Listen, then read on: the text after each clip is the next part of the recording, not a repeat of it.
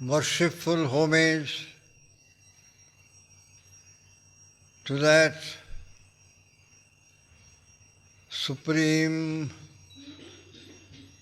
all-transcending,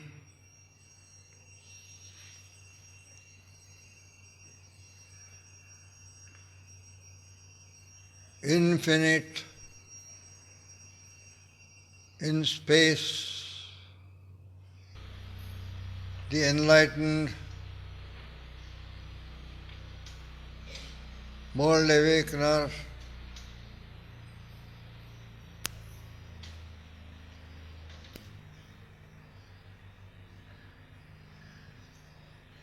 Sakya Muni, Buddha,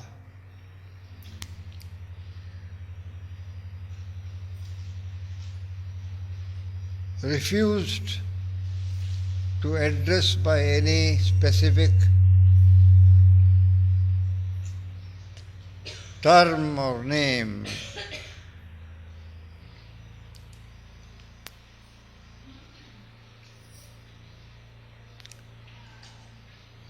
And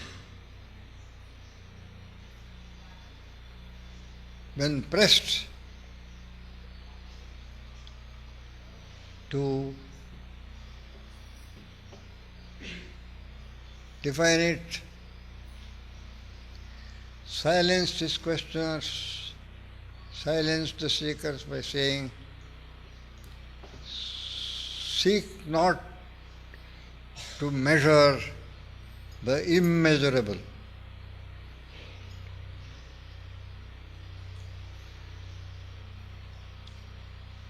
Do what I did. Meditate, concentrate, meditate.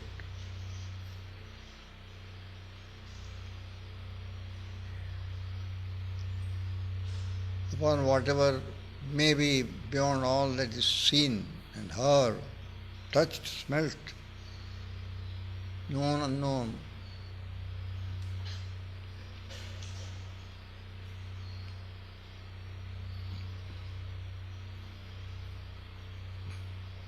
Go beyond all categories and then experience what I experience for yourself.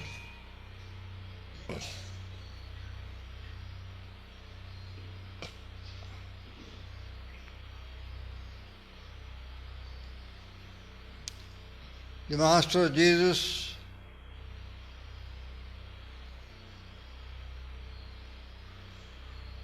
addressed him as our Father, which means we are all from Him and He is our source, common source. And in Him we are related in terms of fraternity. Our Father, He did not say, O Father. He said, Our Father which art in heaven.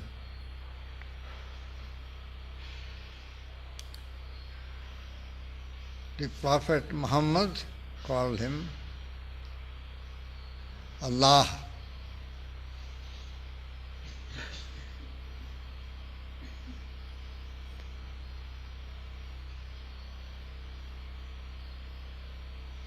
And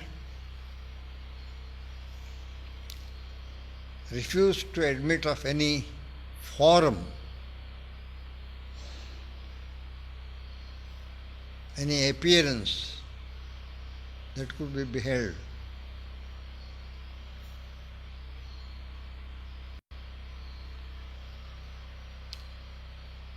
And this ancient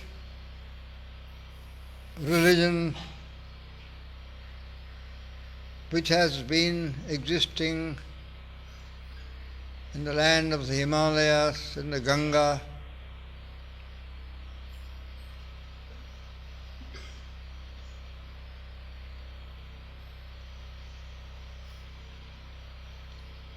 the land that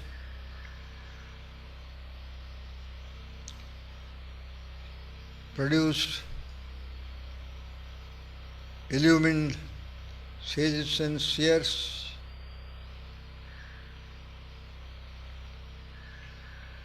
many, many millennia before any other prophet had appeared upon earth, before any other scripture had come into existence,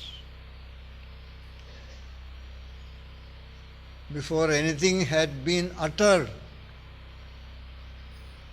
about God anywhere upon this planet Earth.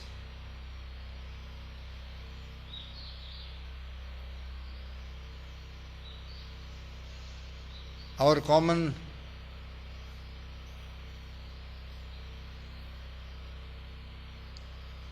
home on which we abide.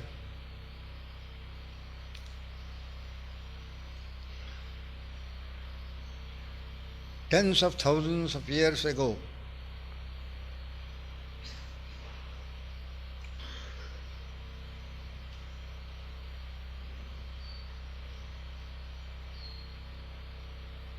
they declared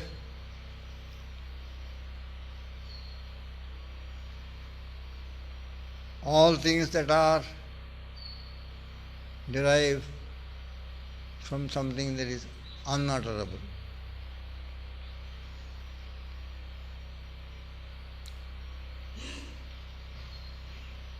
Infinite, eternal, one without a second, supremely non-dual.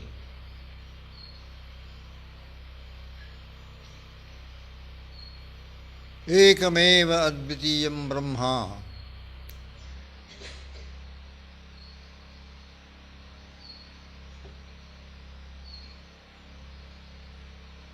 Ekameva advitiyam brahma. One alone, one only, and non-dual, one without a second, is that ultimate being.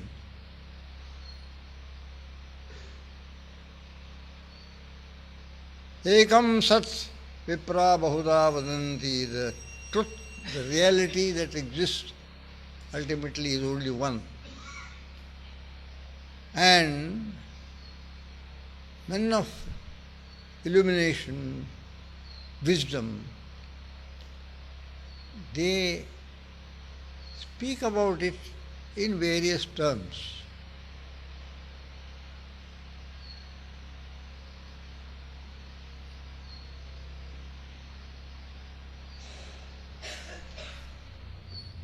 And if such is that Supreme Being to whom we pay worshipful homage at this moment,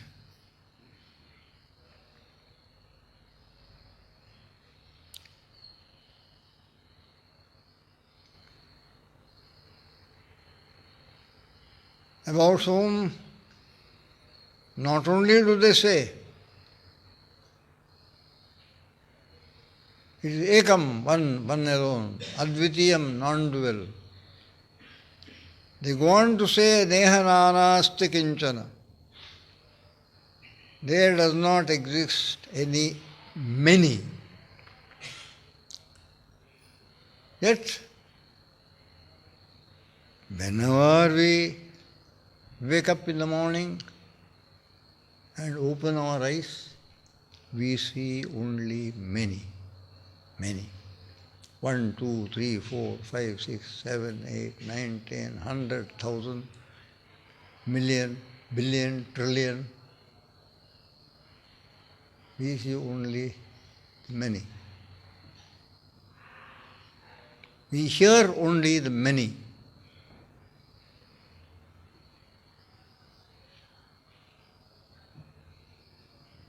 You heard those who said the Shantipat, you heard those who said the Guru Stotra, you heard our Swami Atmaswarupanandaji Maharaj.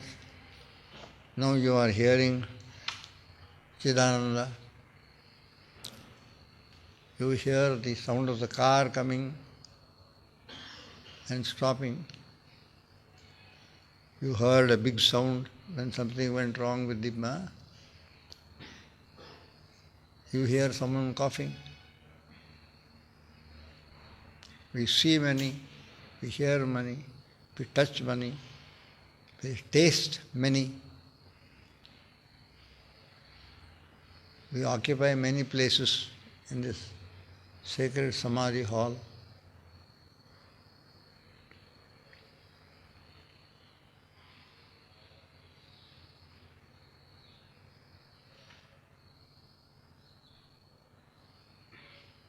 And everywhere we see activity.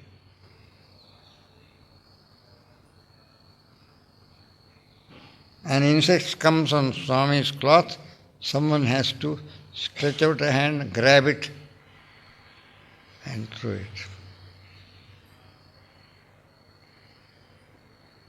Swami is in upstairs of Guru Niwas. He has to come down and get into the car. Car is down in the Munikiriti road. He has to move along the road and come up here. Movement, movement, movement. Motion. The whole world is full of movement. The moment sun rises upon a certain part of this globe of ours,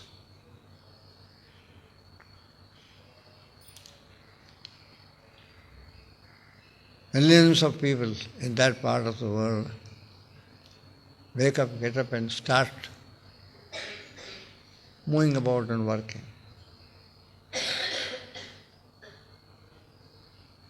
All movement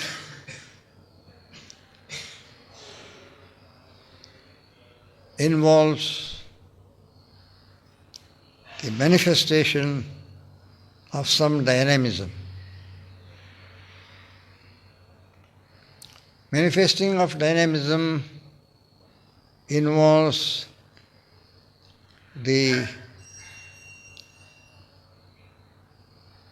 constructive and progressive expenditure of energy. It requires energy in a manifested way, in the form of strength. If you want to lift up anything, all the muscles become taut. And so you require strength.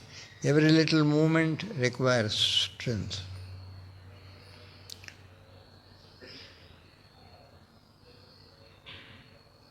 Shakti. Without Shakti you cannot walk. Without Shakti you cannot talk. Without Shakti you cannot move from place to place. Without Shakti you cannot lift anything.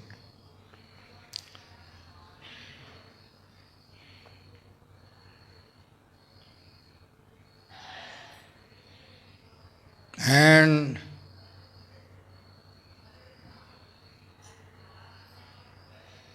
what a tremendous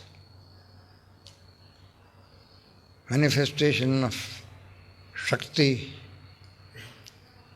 is our earth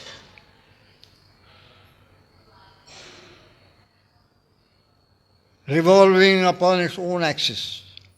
From pole to pole, an imaginary line is there, and the earth revolves. What is the weight of the earth? What a mass! And yet, like a top thrown dexterously by a boy, schoolboy, wound in a string is in his hands, and the top is whirling so that you cannot see its contours, you cannot see its colors.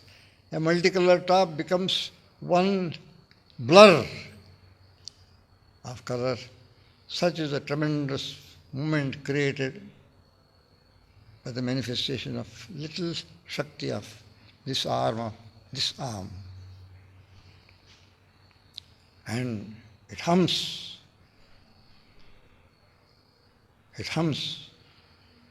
When little top can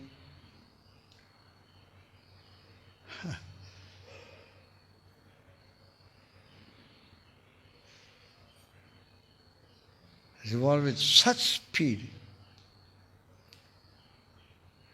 and produce such sound. What a great sound! Our planet Earth, a globe revolving upon its own axis.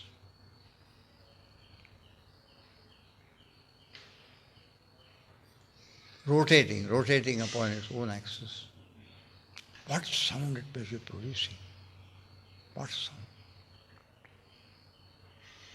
And not only is it involved in this rotatory motion upon this imaginary line from pole to pole, called an axis.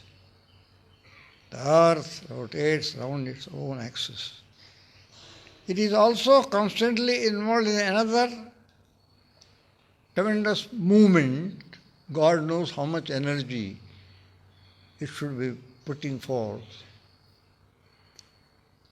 Once in every time period of 12 months, it revolves in an elliptical course around the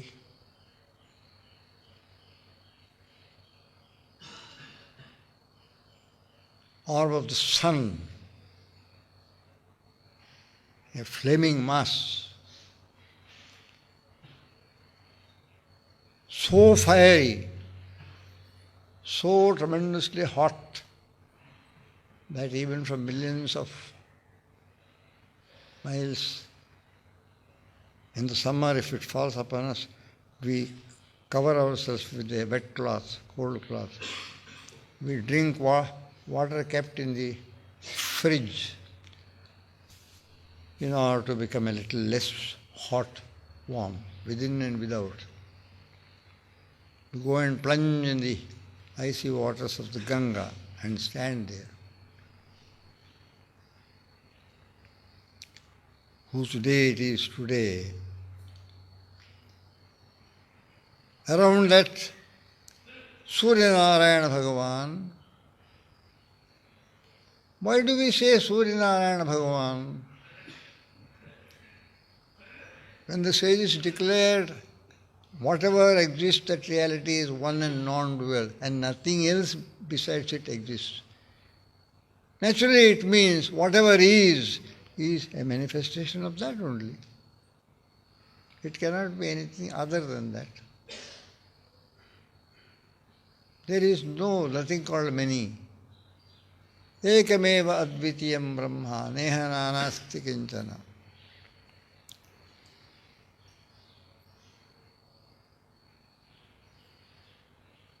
What tremendous energy.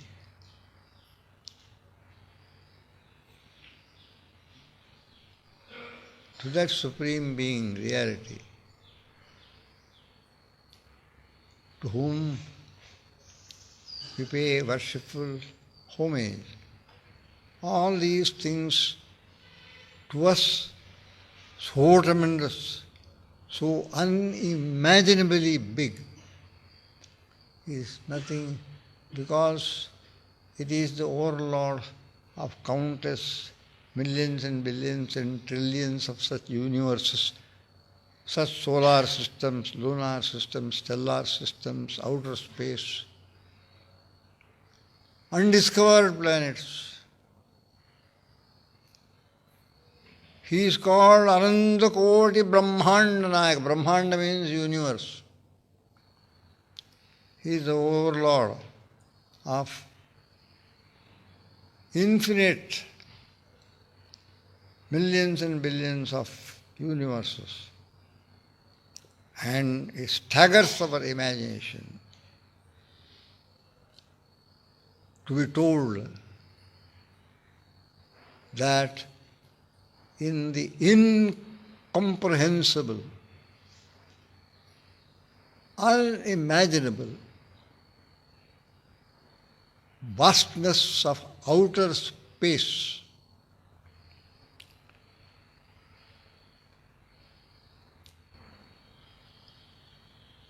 The distances are such that they cannot be measured in terms of kilometers or miles or hundreds and thousands of miles. It is not possible. They calculate distances between heavenly bodies in terms of the time that you take light to travel.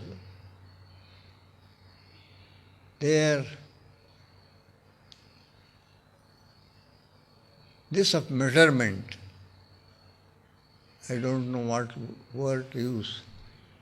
The measuring rod of measurement for them is in terms of years it would take light to travel, light which travels at a tremendous speed.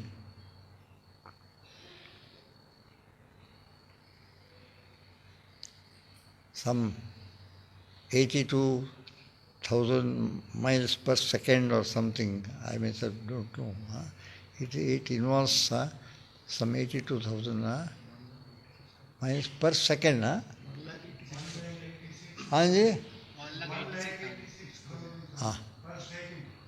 186,000 miles per second.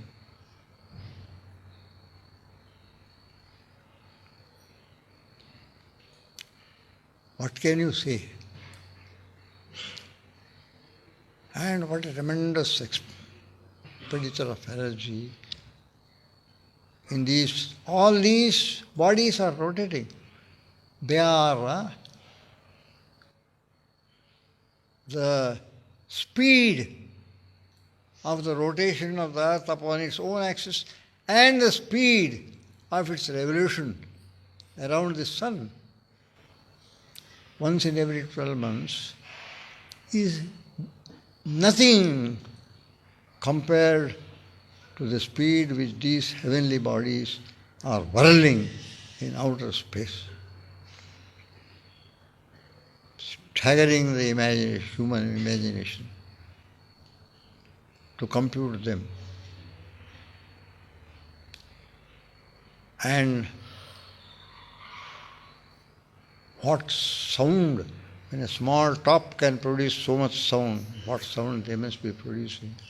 They call it the music of the spheres.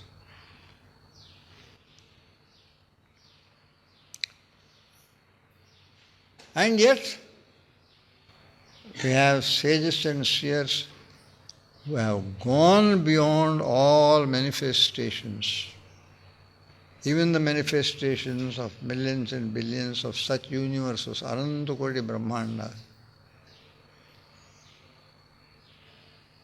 And we have one in our own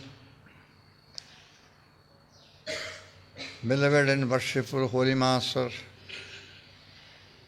Swami Chidananda, at whose divine feet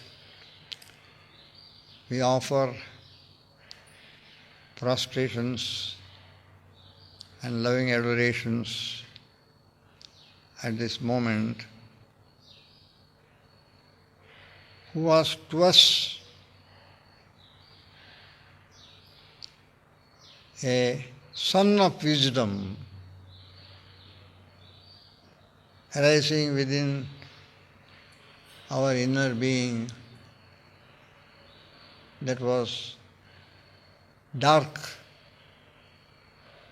with the unseeingness or darkness of ignorance. Darkness of ignorance.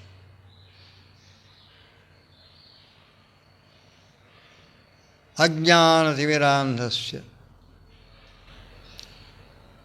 jnananjana-salakaya chakshurunmilitam yena tasmai Sri Gurave Namaha.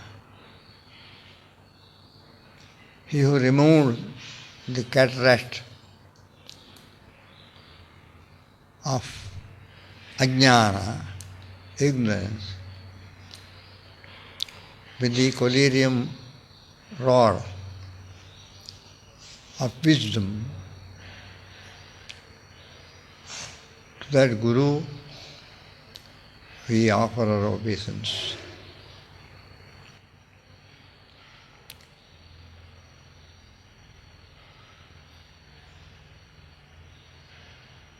Suryanarayana Bhagavan, we call him because when it is said, he is everything, other than him nothing exists, naturally, the orb of the sun also must be himself. The whole, we ourselves see the whole earth, this human world is nothing but activity. Activity, activity, activity. The only time when there is no activity is when you fall asleep at night. When it becomes dark, you cannot see, movement becomes difficult without a light, and you are also tired, the limbs are tired by constant work, because you have to work in order to earn your daily bread and support your family, make a living, educate your son, marry your daughters off, look after your wife, look after your old parents. You have to work somewhere, either in an office, government office, or a private firm office, or in a factory. Or if you are a businessman, go to your shop every day. Something or other you have to keep doing. The moment sun rises, the whole world becomes full of activity of each and every one. And even in sleep, there is some inner activity. Even the physical body is like a dead thing there in your bed, under your sheets. Yet an inner world is created and you keep acting there. It is called the dream world. But then finally that also comes to a close. Then there is no activity. There is nothing.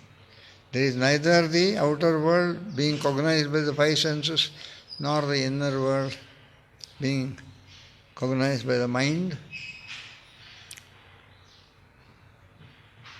There is silence. In deep sleep, there is silence. But how long? How many hours? Maybe 6 hours, maybe 7 hours. Maybe 11 o'clock to 5 o'clock. Or maybe 10:30 to 4:30. And maybe a little brief snooze after midday meal in the afternoon for half an hour or 1 hour. Altogether, in a unit of 24 hours, maybe 6 to 7 hours of sleep. Or 5.5 hours to 6.5 hours of sleep. Otherwise, activity, activity, activity. And all activity requires, all movement requires the output of some energy.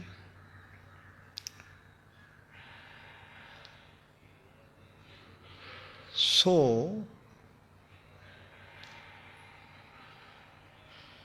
on one side, the scriptures describes the ultimate being upon the basis of their own experience, that is one and non-dual, nothing exists apart from it. On the other side, in our experience, we see there is constant output of energy. All movements require the manifestation of energy, Shakti. As they say, Sarvam Vishnumayam Jagata, Sarvam Brahmamayam, Re Sarvam Brahmamayam. We can also say Sarvam Shaktimay. Sarvam Shaktimay. Which means we are unconsciously affirming a oneness between Shiva and Shakti. They are not two different things. Shakti is a manifestation of Brahman. So he has a dual aspect, a momentless, non-dual, transcendental aspect. And he has an aspect that is movement and nothing else but movement. Dawn to dusk, morn to night, nothing else but movement. The breeze blows over the Ganga. Ganga moves and little wavelets come and splash upon either bank.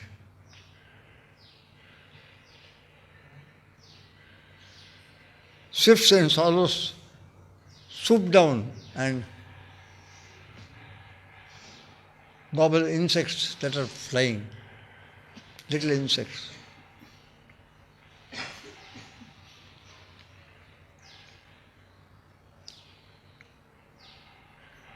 A man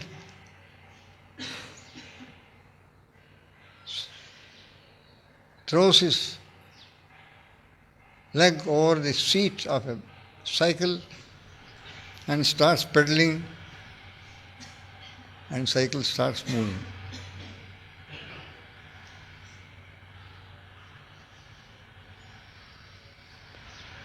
And those who can afford a scooter or a motorbike,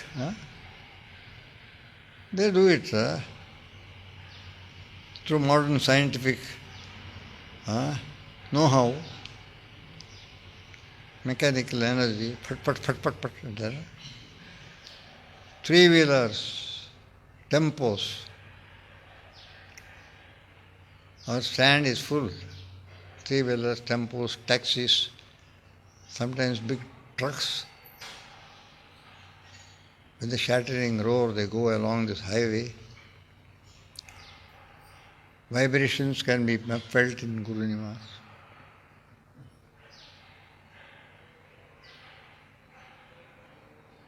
So, it means all this is taking place within Brahman.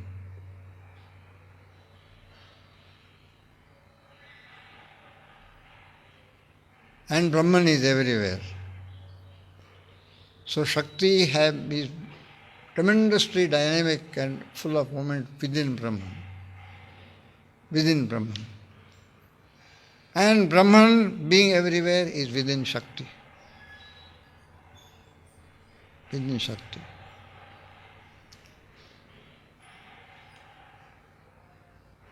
Om Shakti, Om Shakti, Om Shakti, Om. Gurudev said. Brahma Shakti, Vishnu Shakti, Shiva Shakti, Om. Adi Shakti, Maha Shakti, Para Shakti, Om. Ichha Shakti, Kriya Shakti, Jnana Shakti, Om. Rajarajeshwari, Pahi Mam. Tripura Sundari, Tripura Sundari, Tripura Sundari, Rakshamam. Because Shiva, the Supreme Being, is in Shakti. And all dynamism is taking place in that infinite, all-pervading being who has no limits in space. We see that both are within each other and therefore they both should be one. No doubt, therefore, our great ones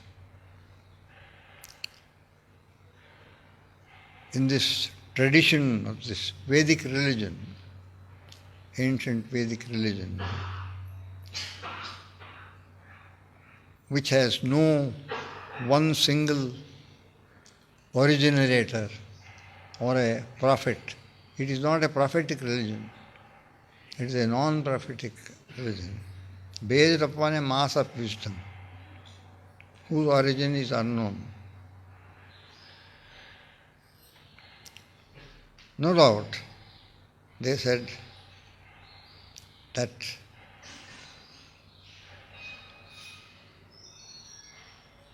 we must worship this manifestation of that supreme non-dual being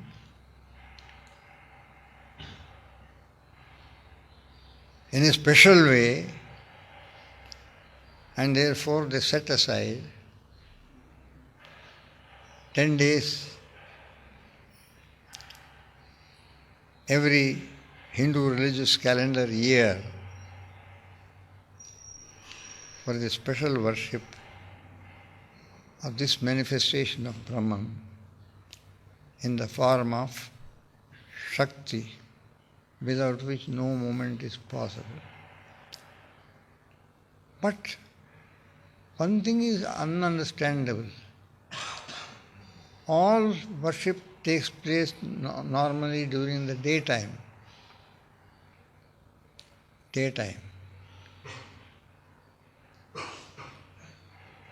But mother worship is always during the night. They call it Navratri Durga Puja and Vijayadashmi. But nevertheless, a daytime worship also does take place. The priest, Brahmin priest, in our case of Gurudev's ashram, Shivananda ashram, it is the priest who is also a teacher in our neighbor, Adarsha Darshan Mahavidyalaya, the Pandit Kukreti, who has got liaison with our Swami Chidananda of the Mandirs department.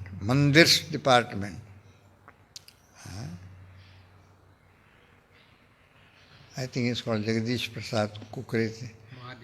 Mahadev Prasad Kukreti. He does install Divine Mother in a particular room, in this line of rooms in Athithi Nivas, behind the temples, behind the Yajñashala, behind Vishwanath Mandir, behind Shankaracharya's Murti, behind Gurudev's Samadhi. There are a line of rooms. In the first room, he ceremoniously installs Divine Mother in the traditional way as it is put in the Karma Kanda of Vedas, and Divine Mother in the form of life. Barley seeds are sown, bricks are kept in a square, earth is filled in it, water is sprinkled, earth is made wet, barley seeds are sown, and during the 9 days they keep on growing. They come to this height. You can actually see life and growth. Mother Shakti working, the form of developing life. And you will get it on the 10th day. 10वां दिन देते हैं. On the 10th day, as the prasad of that 9 days religious worship, they come and they will give you tirtham. He will do prokshana with sacred water and also give you 1 or 2 little sections of this grass, barley grass. Not wheat grass, but barley grass. And so whatever exists is a tremendous manifestation of power, unimaginable, incomprehensible power. Galaxies whirling in vastness of immeasurable outer space.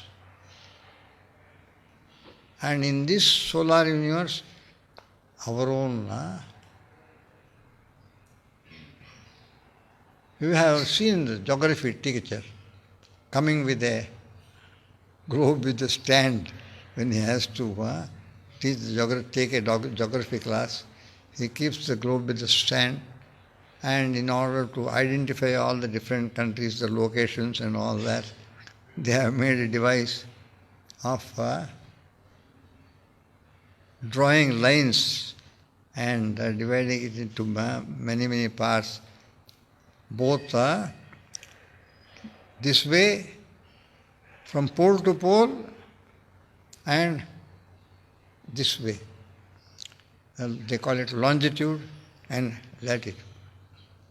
And in the center of the globe, they draw an imaginary line called the equator. And all lines drawn to the northern half is called north longitude and north latitude.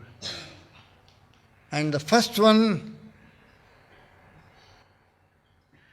starts somewhere and goes through UK, and it is called the Greenwich Meridian. It's number 1, 0. 0 longitude. From there, you go on measuring 360 degrees. And when you measure below the equator, they call it south longitude, south latitude. And so, say, where is the town of Calcutta? Where is the town of Buenos Aires? Or where is the town of Timbuktu in the middle of Sahara? They said, yes, it is so many degrees longitude, so many degrees latitude. And you take the globe and scrutinize it, you will find it. And this little globe of ours cannot compete with the manifestation of Shakti in the solar universe and many such solar universe. They say vastness of space has not yet been fully measured. There is the Hubble telescope. Now they have got an electronic telescope, some radio telescope or something that goes, that can see beyond millions and billions of miles. And now they are discovering new heavenly bodies also. And we are awestruck. We are just awestruck. And no doubt, we worship the Shakti. But as a child, when it wakes up in the morning, sees only mother very busy in the kitchen.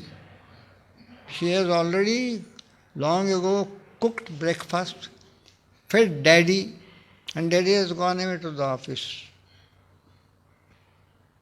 And so the child does not see daddy. And then he wakes it up and brushes his teeth and gives it a bath, and then come, have a hot, warm breakfast. So gives breakfast to the baby also. And maybe it is school-going age, takes it to the school, leaves it to the school. If it is not school-going age, leaves it to some nursery, balwadi, to be taken care of by a common set of women, if she is a working woman. And then collects the child and brings it Or if it's a child that is, she's a housewife, the child is there all the time at home, play in the garden, play with the doggy, or play with the Johnny next door. And by the time the husband comes, commuting quite a far distance, the child is fast asleep. And the child does not see the father 5 days in a week, or sometimes 5.5 days. And child sees the father only on Sunday. So he says, Sunday daddy. Because daddy is seen only on Sunday. Otherwise, so who is, first one maybe asks, who is a strange man who comes every Sunday to visit us? And so the dynamic power in the house, the human family, is the mother. She manifests all the Shakti. Even though a dishwasher may wash all your dishes, at least she has to take it out and dry it with a towel. That she has to do. And put them away in the racks. Same with the cloth washing machine. It washes cloth and tumble dry. But afterwards she has to take it, put it in the sun. And who does the ironing? Not a machine. Because it has got different shapes. It has to move like this, it has to move like this, it has to move like this. And therefore the ironing is done by mummy. Therefore Shakti is seen as a divine mother.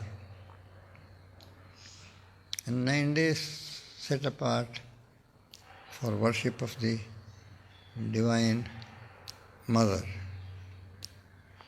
And I am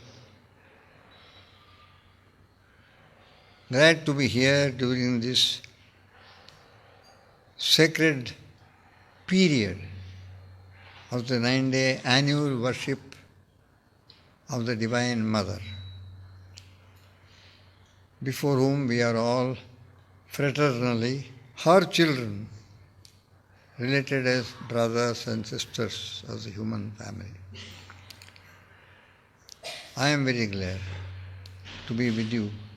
But if I keep you with me too long, then your daily routine will be so upset. They will think, my God, why did he come from Dehradun to here? It is better he goes out. So I must be going out now.